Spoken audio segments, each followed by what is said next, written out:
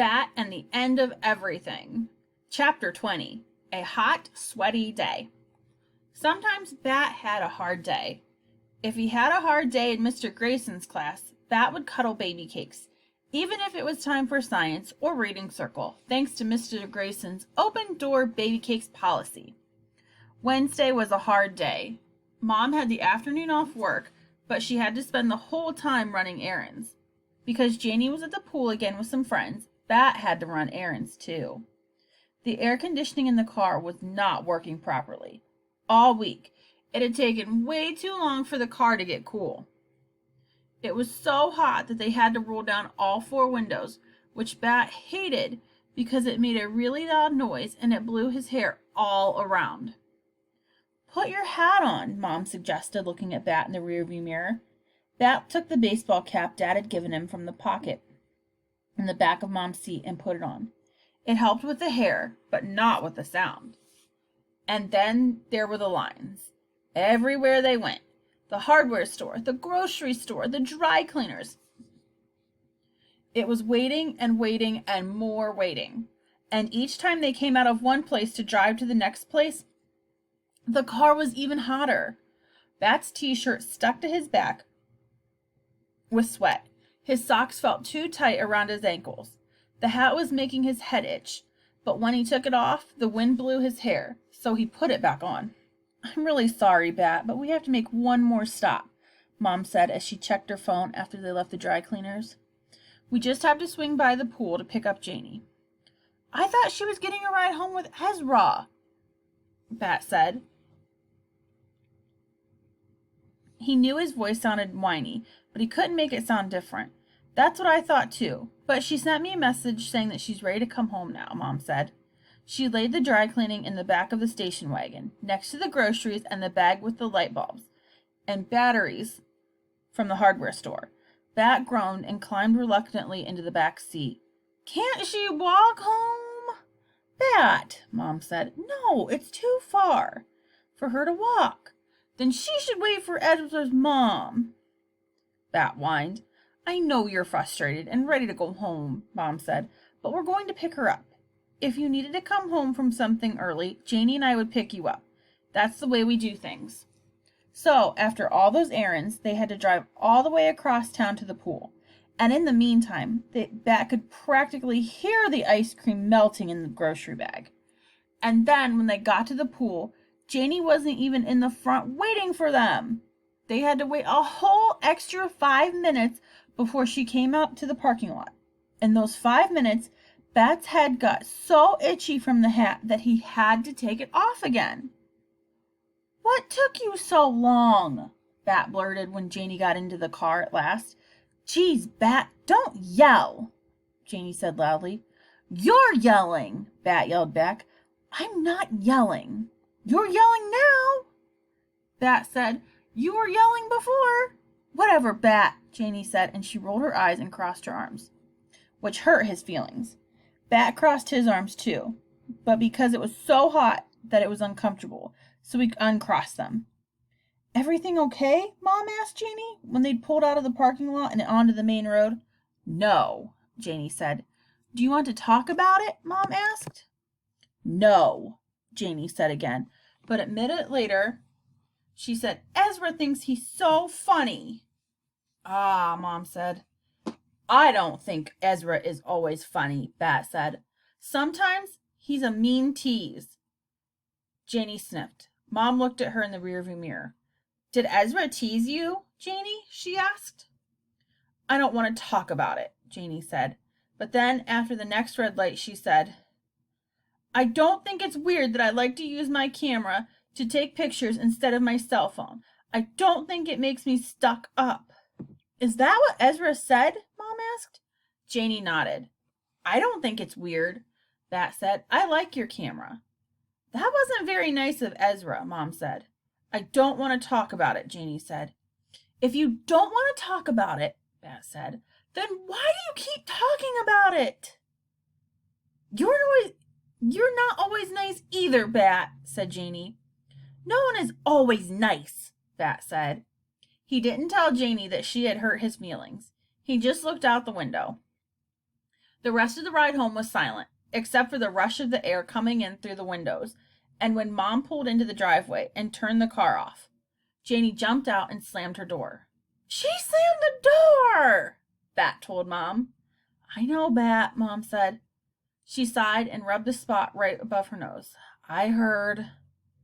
"We're not supposed to slam the doors," Bat said.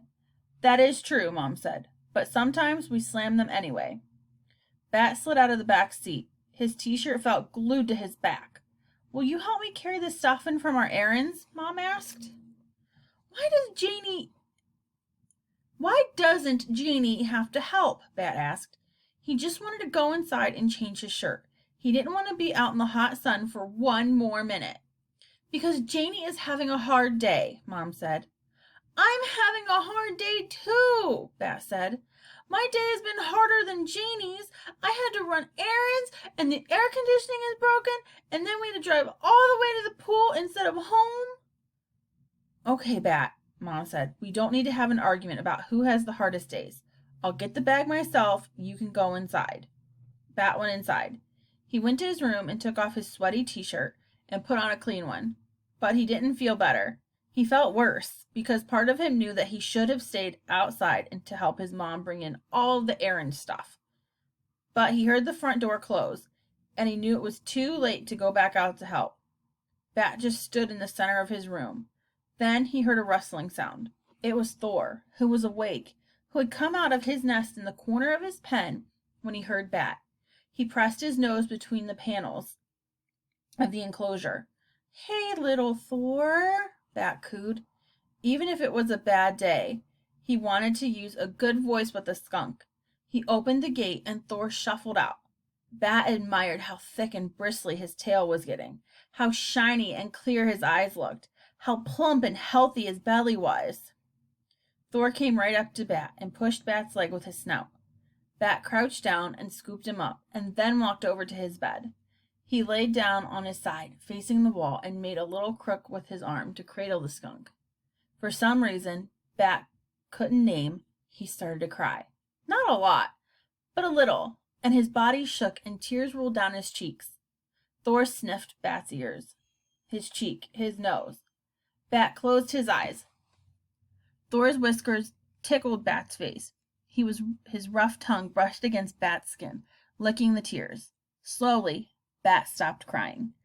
Above Bat's head, the ceiling fan whirled around and around, circulating nice, cool air. His bed was soft and comfortable. When Bat's tears were dried, Thor turned in a little circle and tucked his head into the bend of Bat's elbow. Drowsy and perfectly comfortable, Bat and the skunk fell asleep together. Chapter 21. 2 parts. "Bat, where's Thor?" Bat woke drowsily to the sound of Mom's voice from the doorway to his bedroom. He turned his head to see her standing there looking worried at Thor's open enclosure. "Shh," Bat whispered, not wanting to disturb the skunk, still curled up in his arms, at the end of his tail tucked over his nose. "He's right here." Mom came into the room and across the bed, peering over to Bat to see the sleeping skunk. "Oh," she said, "he's with you." "We took a nap," Bat said. His arm was stiff and tingly from being in the same position for so long, but he didn't want to move it. "My arm is asleep," he said. Mom sat down gently at the edge of the bed. She rested her hand on Bat's leg. "My arm used to fall asleep when I would hold you or Janie in the same position for too long," she said. "I never wanted to shift and take the chance of waking you up." "I know what you mean," Bat said. They stayed there together, Thor sleeping, Bat and his mom watching him, for a long time, as the sky outside the window changed from blue to dusky pink. Finally, Thor twitched his nose, stretched all 4 of his legs, and yawned, his pink tongue curling out from between 2 rows of fine white teeth. Then Bat rolled over and sat up. "You had a long nap, little Thor," he cooed. Thor blinked open his eyes, and he looked perfectly content and happy to find himself in Bat's arms. "I was sad," Bat told his mom, "but Thor made me feel better." Bat stood and carried Thor to the enclosure and set him down. The skunk meandered over to his litter box and used it. then went to his water bowl for a nice long drink. As Thor drank, Bat went into the kitchen to get a scoop of the special food he and Mom had made a couple of days earlier, following a recipe that Bat had found on the internet, with special supplements that Mom had ordered through the vet clinic. It was a smelly mix of ground turkey, brown rice, and egg, mixed together with the supplements. They kept it in a plastic container in the refrigerator. Thor must have smelled his supper, because when Bat went back into his room, the skunk scurried over to his enclosure gate and paced excitedly. Okay, Bat said in his soothing voice. Settle down. He set Thor's dish on the plastic placemat Mom had let him take into his room, opened the enclosure's gate, and watched as Thor dug into his meal. Mom was still there, sitting on Bat's bed. You look happy, she said. Bat nodded. It's satisfying to watch him eat, he said. It's the best feeling. Mom laughed. That's how I always felt when you or Janie finished a whole plate of food. Bat didn't like to think about what would happen when Thor was returned to the wild. Sometimes he started to imagine it, and his eyes would fill with tears, and his heart would feel like it was made of sharp splinters. Then he would do whatever it took to get the image out of his mind. He would let himself chew on his shirt, or he would rock back and forth, or he would kick the wall by the door over and over again. Not really hard, not hard enough to hurt the wall, just hard enough to make his toes sore so that he could think about the pain in his foot instead. Mom stood up from the bed and came over to Bat. She stood close to Bat and she opened her arms, which was her way of saying that if he wanted a hug, she was there to hug him. Part of Bat didn't want anyone to touch him.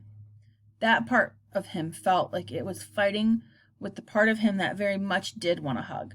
I love you, Bat, Mom said softly. And then the part of him that wanted a hug was stronger and stepped into her arms.